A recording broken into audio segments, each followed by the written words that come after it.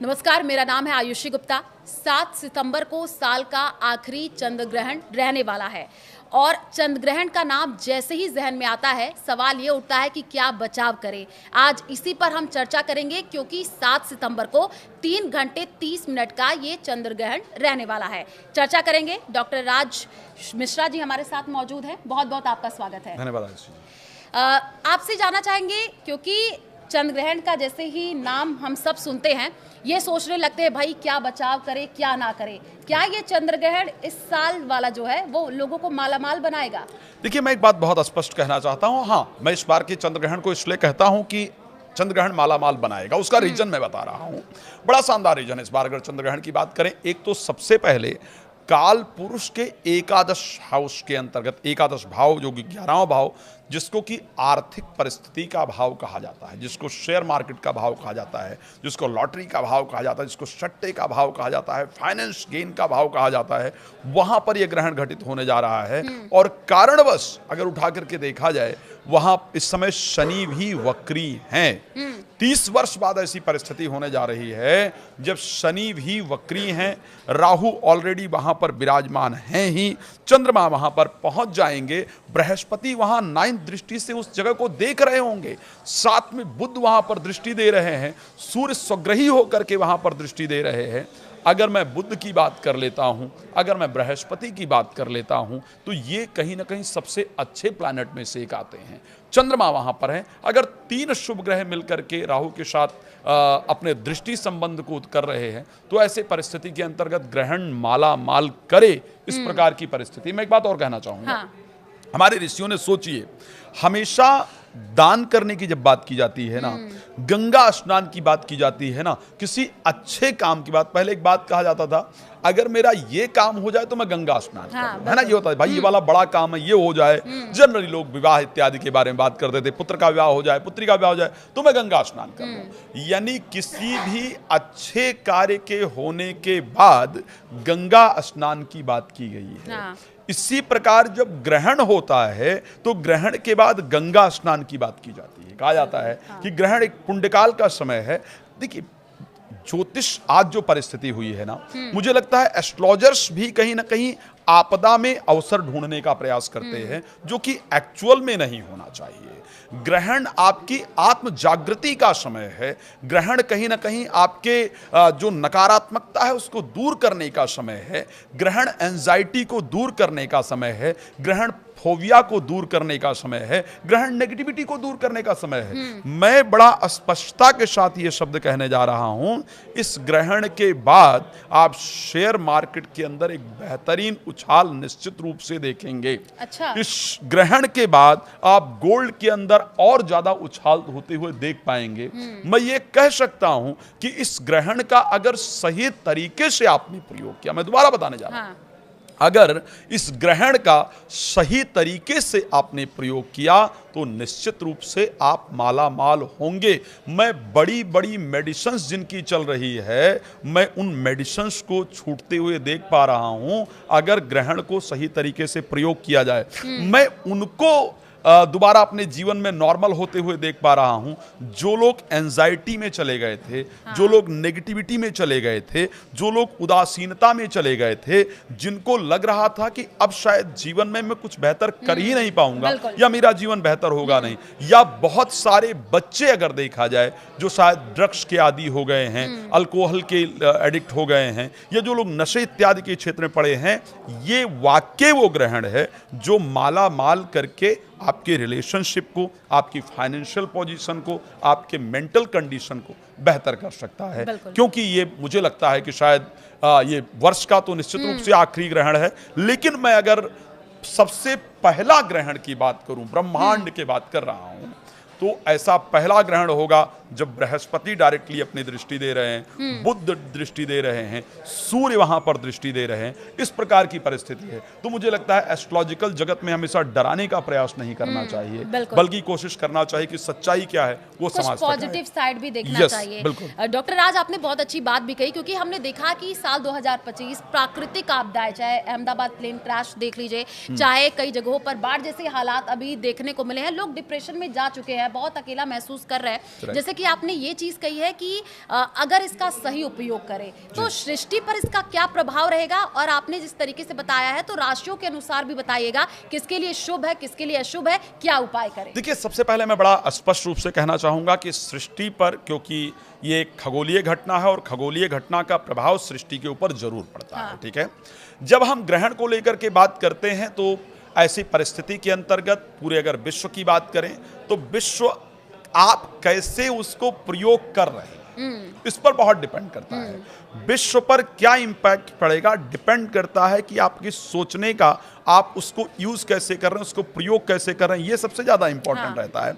जैसे लाइक आप गाड़ी चला रहे हैं, एक व्यक्ति उस गाड़ी को अपने गंतव्य तक पहुंचने के लिए प्रयोग करता है और आराम से लेकर के प्रॉपर वे में लेकर के जाता है और वहां तक आराम से पहुंचता है।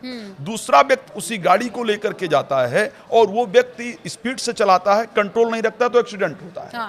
मैं बहुत नकारात्मक चीज की बात कर रहा हूं, शराब की बात कर रहा हूं, जनरली आजकल एस्ट्रोलॉजर बड़ी बात कर रहे हैं इस पर। ठीक है, लेकिन कोई व्यक्ति, कई बार आपको मेडिकल कंडीशन में शायद मैंने सुना है कि कुछ डॉक्टर भी आपको शराब पीने की हिदायत देते हैं कि आप अगर उसको लिमिट में प्रयोग कर रहे हैं तो आपकी हेल्थ के लिए फायदेमंद है, अगर उसको ओवर आप ले रहे हैं तो ऐसे कंडीशन में आपकी हेल्थ को नुकसान करता है।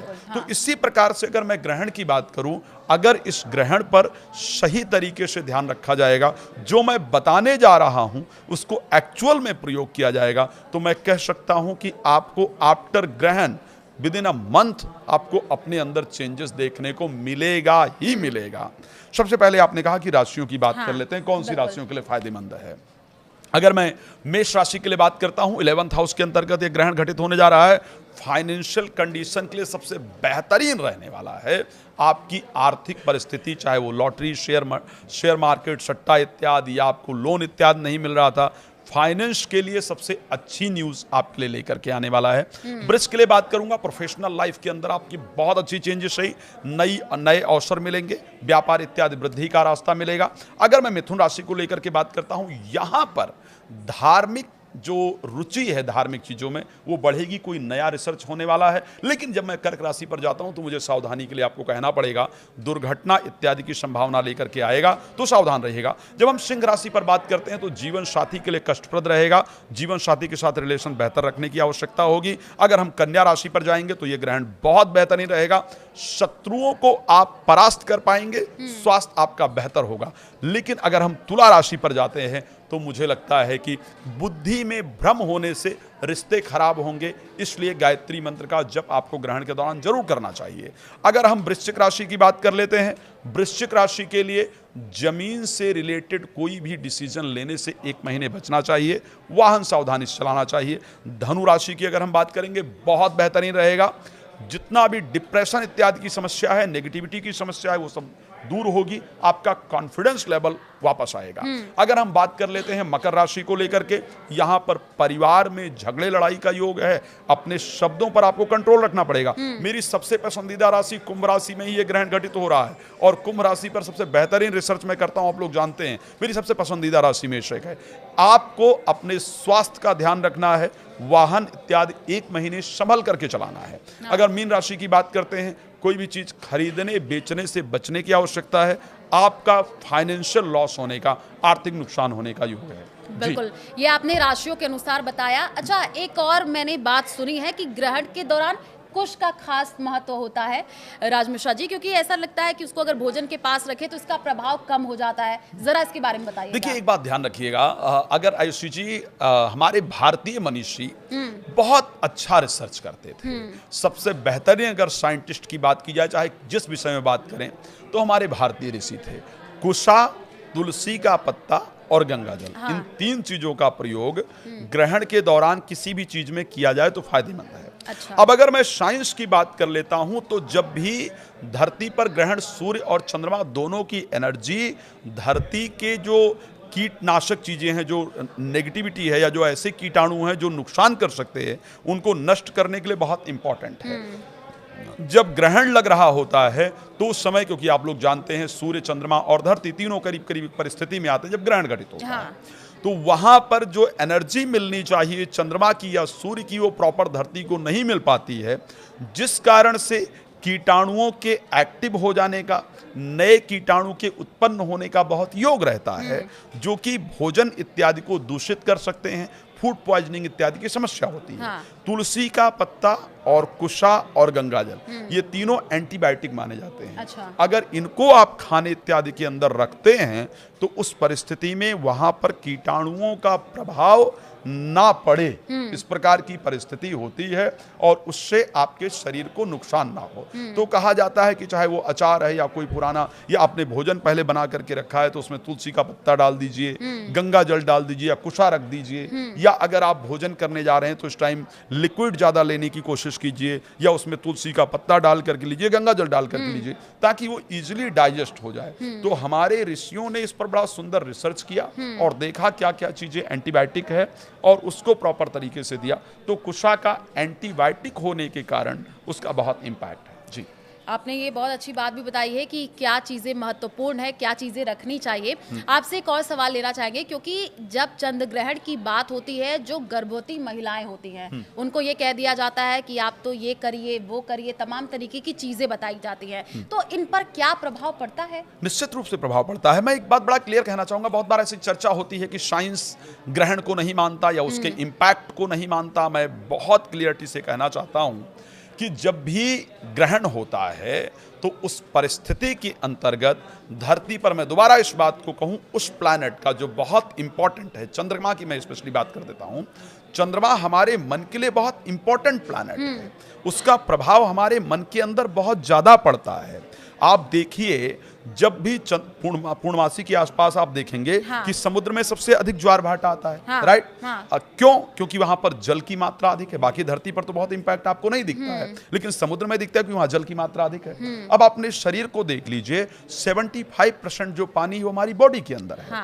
उसके बाद अगर हम देखते हैं, हमारे मस्तिष्क में 75 to 80% जल है। तो जब चंद्रमा की प्रॉपर ऊर्जा हमें नहीं मिल रही होती है तो हमारा मस्तिष्क जो है वो उस परिस्थिति में नहीं काम कर रहा होता है जितना उसको एक्टिव होना होता है। तो जो बच्चा, क्योंकि सब कुछ हमारे मन से चलता है, आप लोगों को शायद अभिमन्यु की वो कथा याद होगी कि जब अर्जुन अपनी पत्नी को सुना रहे थे कि चक्रव्यूह में प्रवेश कैसे करना है, तो जागृत अवस्था में थी। जब वो निकलने की बात कर रहे थे चक्रव्यूह से, तब तक उनको निद्रा आ जाती है और इसी कारण से अभिमन्यु का वध होता है। तो इस परिस्थिति में क्योंकि चंद्रमा का पूरा प्रभाव नहीं पड़ रहा होता है, बच्चा जो डेवलप होना चाहिए वो उस परिस्थिति में नहीं हो रहा होता है।